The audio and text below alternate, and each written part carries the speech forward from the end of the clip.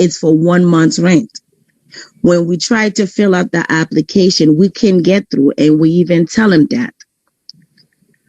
And August and the middle of July, Jason Con realized that we're doing a rent strike with him. At 2:00 in the morning, he turned the heat on us.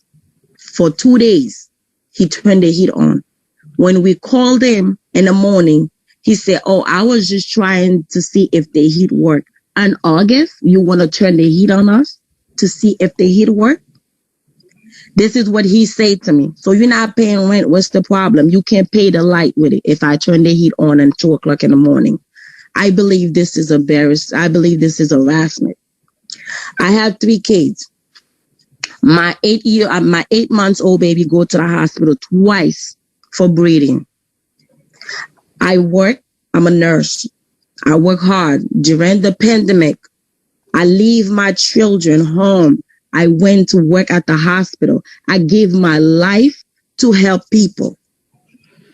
I come home. I got to go to a separate room because I can't touch my children. I can't talk because I work with the COVID patient. I never see so much dead people in my life since I know I've been born. I hold people's hands breathing, gonna take the last breath, can even see them family to say goodbye.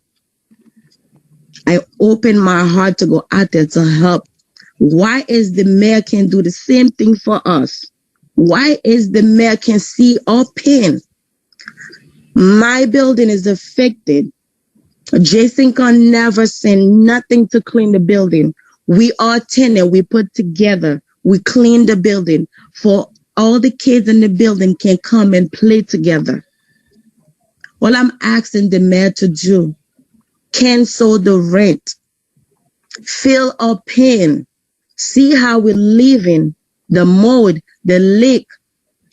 Her building door, front door is always breaking. We don't have no security entrance to our apartment. It's always breaking. Every time we called, leave a message, or somebody will come in to look to see it. But what I'm asking the mayor, the browser, you asked us to vote for you. We heard you. We open our eyes. We vote for you. If you're not doing it for us, doing it for our kids. Our kids cannot live like that.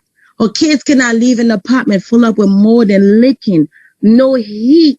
My window is break. The whole building window is breaking. I close properly. We have to buy an extra heater to warm our apartment. I make a choice to go out there to help with the COVID. This is what I signed. I'm a nurse. This is my job.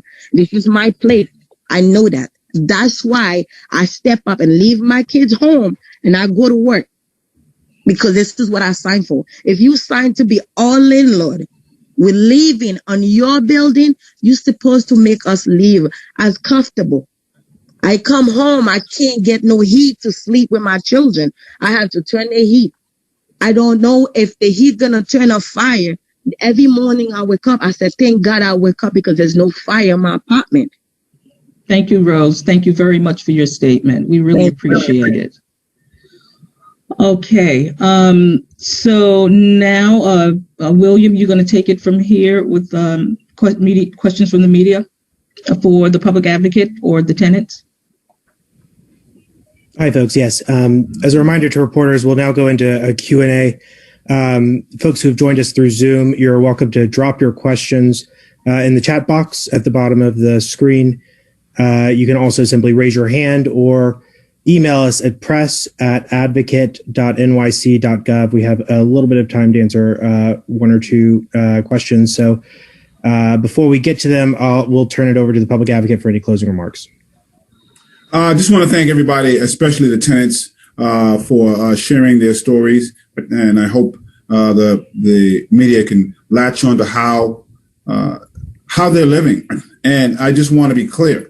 They've been living this way before the pandemic. So before these bad actors start to talk about the pandemic, this is not new. These folks have been on these lists for many years. Jason Korn has been on the list number 1 for 2 years. Abdul Khan has been on the list for the past years that I can remember. So these are folks who have deliberately decided to not make these repairs for many, many years. Now that we're in a pandemic, it's been exacerbated as we're telling folks that they need to stay home. And so as the board presidents both said, and I agree, at some point, there should be criminality attached to this.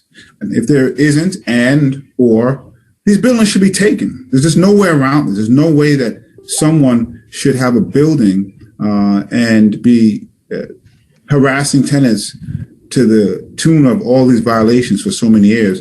It is a health hazard at minimum, and these buildings should be taken until one or both of those things happen, or the city comes in and makes the repairs and charges triple at least damages to these owners. We're not going to see the results that we want. And even with some of these fines, the city often settles for pennies on the dollar, which just becomes actually the cost of doing business. And also, we hope that the mortgage companies that hold these mortgages will use these watch lists to, there's often clauses that say that they can take action when the buildings are going to disrepair. And so we hope these lists will cause some of these mortgage companies to do that. We're going to reach out to them as well. Thank you. And I don't see any questions that have come through yet. So I just want to flag for reporters who've joined us through the Zoom.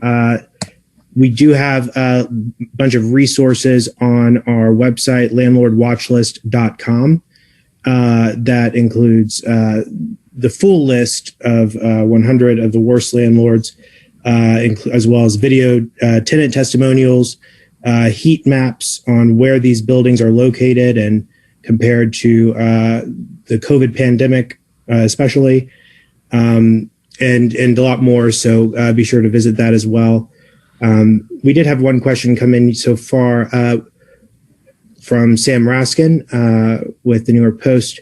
Would the tenants in buildings owned by private landlords say which buildings they live in? Sam, we can get you that list, but Delcinia, if you have it in front of you and you want to run through it, then feel free. Otherwise, Sam, we can forward it to you. Sure. So Janine Lettison, she's not on the call anymore, but she lives in Bronx Murphy Consolidated Houses. I can get you the exact building number. And Sandrea, I believe, is still on the call. She lives in Isaac Houses in Manhattan on the Upper East Side. I'm sorry, which landlord also? I'm sorry. Janine Lettison is NYCHA, Bronx Murphy Consolidated Houses in the Bronx. Sandrea Coleman is also NYCHA at Isaac Houses on the Upper East Side. And then, hang on a second, I'm sorry. Yes. Rose Haleska is at 1616 President Street in Brooklyn. That's in that's a Jason Korn building. And Miss Alyssa Vanille Bosco and her husband Tony, they live at 1868 Putnam Avenue in Ridgewood, and the landlord is